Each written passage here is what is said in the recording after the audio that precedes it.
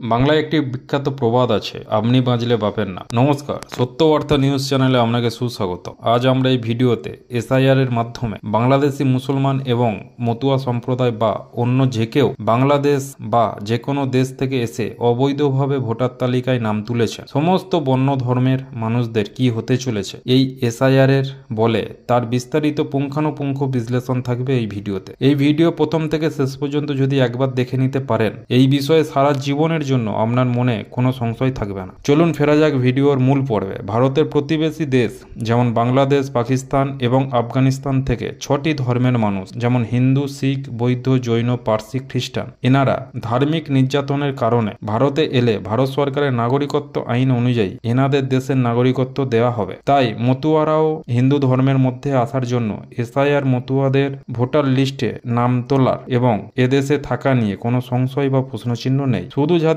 নাগরিকত্ব এখনো নেই তারা কেন্দ্রীয় সরকারের হোম মিনিস্ট্রি পোর্টাল এ গিয়ে ইন্ডিয়ান সিটিজেনশিপ অনলাইন .nic.in এই ওয়েবসাইটে গিয়ে নাগরিকত্বের আবেদন করতে পারে আর এই নাগরিকত্ব সার্টিফিকেট দিয়ে রাখতে পারবে ভোটার লিস্টে নাম। এবার পড়ে থাকলো বাংলাদেশি মুসলমানরা, এদের কি হবে? চলুন বিষয়টি সহজভাবে সঠিক তথ্যের মাধ্যমে স্টেপ বাই স্টেপ বুঝে নিই। প্রথম প্রশ্ন, এই 6টি ধর্মের মানুষকে এদেশে নাগরিকত্ব দেওয়া হচ্ছে, তাহলে বাংলাদেশ থেকে আসা মুসলমানদের কেন নাগরিকত্ব দেওয়া হচ্ছে না? তার একটাই কারণ, 1947 সালে ধর্মের ভিত্তিতে দেশ ভাগ হয়েছিল এবং হিন্দু, শিখ, বৌদ্ধ, জৈন, পার্সি, খ্রিস্টান ধর্মের মানুষজন ধর্মীয় নির্যাতনের কারণে নিজেদের ভিটে মাটি ছেড়ে ভারতে আশ্রয় নিতে বাধ্য হয়েছে। তাই এদেশের মুসলমানরা তো এদেশের নাগরিক, তাদের তো ভোটার তালিকায় নাম রাখা বা নতুন করে নাম তোলা নিয়ে কোনো সমস্যা নেই। শুধুমাত্র অন্য দেশ থেকে যে সকল মুসলমানরা এসেছেন 2002 সালে তাদের পরিবারের কারোর নাম ভোটার তালিকায় নেই, তাদের নামই ভোটার তালিকা থেকে বাদ পড়বে। একটি প্রবাদ দিয়ে এই ভিডিও শুরু করেছিল,